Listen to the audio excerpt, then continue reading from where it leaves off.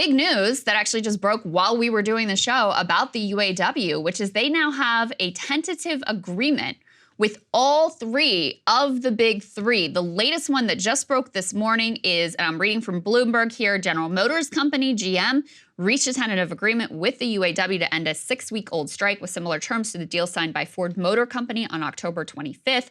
That deal reached on Monday includes a 25% hourly pay raise plus cost of living allowances over the more than 4-year contract, according to the person who was not authorized to speak publicly. So very few details here. We don't have Shawn Fain, the president of UAW's, comments on this or breaking down, some of the concessions they were able to gain.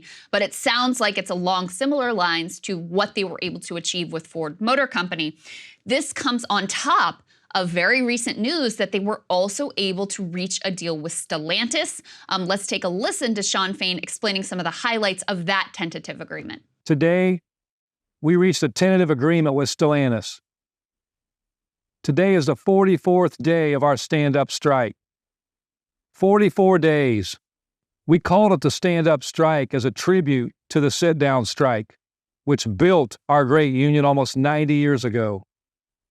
Over the 44 days we were on strike, Stellantis more than doubled the total value of the proposals they had on the table.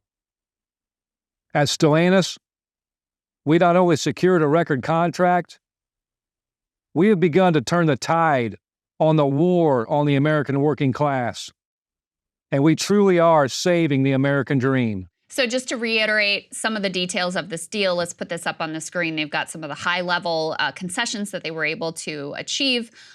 So 25% wage increase in 2023. This is, again, with Stellantis, but tracks pretty closely with Ford and the very basics that we know about this new GM tentative deal. All wage increases from 2001 to 2022 were 23%. So in a single year, they're getting a bigger wage hike than they got over the course of 2 decades. That seems significant. Let's go ahead and put the next piece up on the screen. Current Stellantis temps get a 168% raise through 2023. This was a big sticking point in terms of the treatment of those temps. And another thing that came out of this Stellantis deal that was really significant too, Saagar, is they actually secured the reopening of a plant. Yes. Which that never happens. A 1,350 employee assembly plant in Belvidere, Illinois. Not only that, but they're also going to add an adjoining battery facility to that plant. So, again, this all has to go to the membership for approval to see what they think about it. I talked to, someone in Kentucky. They have a big truck plant there for Ford to get a sense of how are the members there feeling about it. And so far, at least the feedback is they are delighted. They think this was, this appears to be an extraordinary deal. They're very excited about the gains that they were able to make here. And I think really validates the strategy that Shawn Fain and the other leadership of the UAW put in place here with the stand-up strike in order to secure these gains. Yeah, no, the strike strategy, absolutely. This is a big. Now, of course, look, the union's got to ratify all this, so we'll see. We'll see how they vote. I mean, look, it's a pretty good deal. Yes, I mean, I'm not in the union, but I mean, I'm looking at it and I'm saying, listen, you can make a pretty decent middle-class wage now at the top, where we also get healthcare, pension, and some benefits. That's a great deal. It's one that a lot of people in this country don't have, and if I were in that position, I would be very, very happy, especially considering you haven't had a cost of living raise since 2009, and now you have some of that baked in. Overall, what I think it does validate is not only the strike strategy, but also just the place that we are in the labor market. So I was just reading about how this is just really in line with how all American workers are finding themselves in a position of bargaining power. So right now,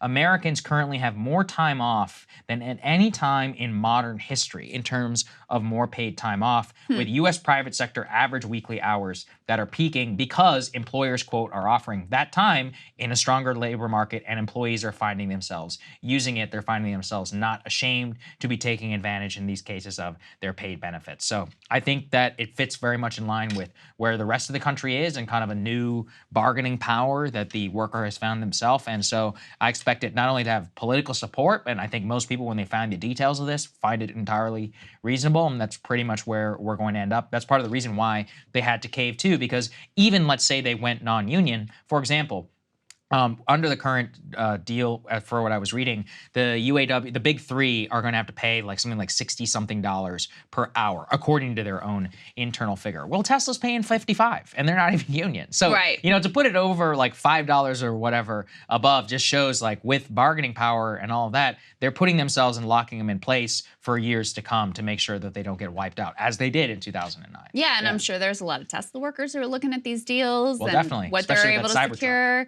Right. I'm sure there's a lot of workers down in the South in those right-to-work states at foreign automakers who are checking out this deal and what they were able to achieve. I'm sure there's a lot of workers in other industries who are also looking at like, wow, when they have a union and they're able to do this collective bargaining process, they're actually able to really secure significant gains over the protests and the freak out and the panic attacks of the executives and certainly of CNBC and Jim Cramer in particular. That was the one last note I wanted to make is remember the beginning of the strike, all this like, oh my God, it's gonna tank the economy and this is a disaster and it's gonna destroy Biden's reelection bid. Biden's doing enough to destroy his own reelection bid. But, you know, none of that like, oh, it's gonna crash the economy stuff and car prices are gonna go through the roof, et cetera. Did any of that happen? No. Did any of it happen? No. Not at all. So just remember that the next time that we have a Good similar point. situation And also, unfolding. let's wait. I want to see what happens to the price of those cars. That's the real one, because that's what they kept saying was going to happen. I will call on them to release a better car, but that's a different thing. We've got Li Fang standing by. Let's get to it. Hey guys, if you like that video, go to breakingpoints.com, become a premium subscriber, and help us build the best independent media organization on the planet. That's right. We're subscriber funded. We're building something new. We want to replace these failing mainstream media organizations. So again, to subscribe, it's breakingpoints.com.